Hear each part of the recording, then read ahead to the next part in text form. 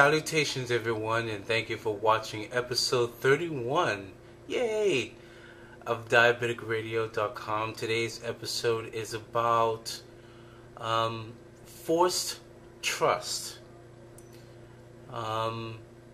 Sometimes we have to force ourselves to trust in things even when we don't want to, because sometimes we don't have much of a choice. And a good example of that is when we go to the pharmacy. You know, one thing I love about taking insulin is that when I go to the pharmacy and I go to get my prescription filled, once I see that white and orange box, I know exactly what I'm getting. I know what it is the minute I see those colors. And if Novolog, the manufacturer of my insulin, if they decided to change their packaging completely, size and color and everything, I can trust in the fact that I can look at the printed text and know exactly what I'm getting. However, pills is a whole different story. You know, a lot of us who are taking generic drugs, the generic drugs tend to change a lot. And sometimes you'll get a different brand of generic drugs, and the size and shape and color is entirely different from what you're used to getting. And you know, stuff like that really scares me, because as my opening suggests, I have to surrender my trust to the pharmacist and know that he is giving me the correct medication. But sometimes I still have to call and I have to ask him, you know, are you sure that this is the right medication? It looks strange. And they would have to tell me again that it is a generic drug and that's, you know, that is the correct medication. You know, and when you're taking generic drugs, it's so hard, you know, because you're really forced to trust in what the pharmacist says. You know, and I can't tell you how many times that I've witnessed, even with my own family members, I've seen, and this tends to happen particularly in the larger retail pharmacies like CVS. You know, you go there and twice I've seen it with a family member where the wrong prescription was given. You know, they'll say, you know, hey, I'm so-and-so, and I'll pick up a, you know, or they'll pick up a prescription, and when you look at the bag, it's a different person's name, you know, and they're just telling you, sign there. You know, it's very easy, and if you're not looking and watching and reading, you can be taking a very dangerous drug and not even know it. You know, we have to give up an extreme amount of trust.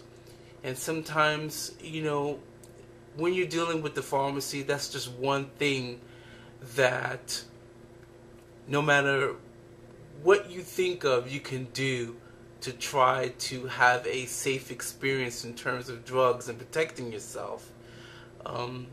It just never seems like it's enough that could be done to make sure that you're safe and that you're taking the correct drug.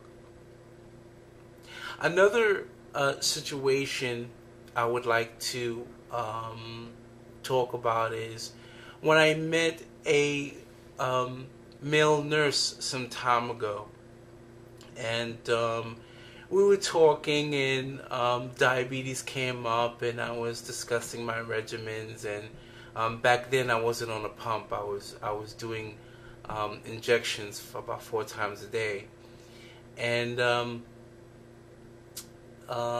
I forgot exactly how we got into it. But long story short, I was telling him the color of the long-acting insulin that I was taking, which was Levemir.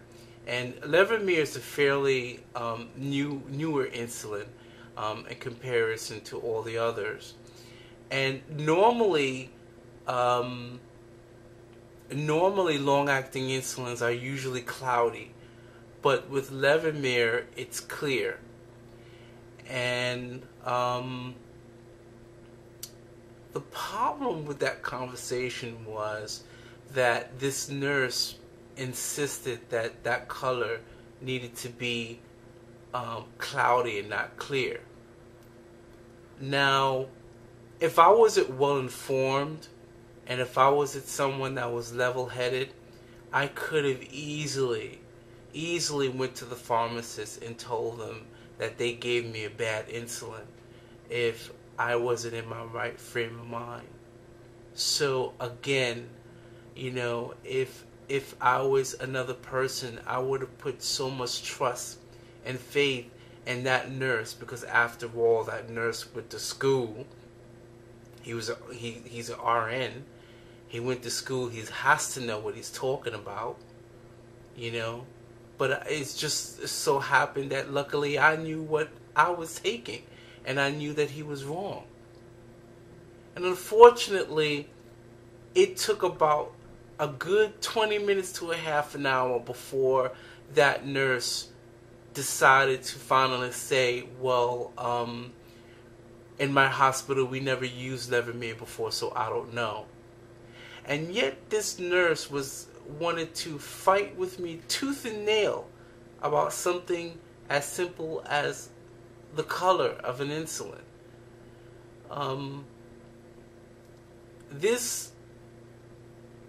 That situation that I went through enforced even more my ideas of the fact that we as diabetics, we really need to not fail in terms of self-educating ourselves about diabetes. You absolutely cannot leave everything up to the doctor, because one of the very few things that we have to help protect ourselves against doctor abuse or bad information and such, we have to try to learn things for ourselves and ask questions. And if you ask a doctor a question and they haven't explained to you thoroughly, if they haven't broken down to you why they think you shouldn't have a certain drug or you shouldn't do a particular thing, if they can't break it down to you other than I just don't think so, then that might be a clue that you should fire your doctor. Okay? Remember, that doctor works for you. Most insurances will allow you to change your doctor at least twice a year. So if you find that your doctor is a bonehead, or your doctor's knowledge on diabetes is so old and so outdated, and you realize that you need another doctor, talk to your insurance company and find out what the policies are, and changing your PCP or your general practitioner. Because diabetes is way too important to waste your time with a doctor where your gut feeling tells you that you need to change your doctor.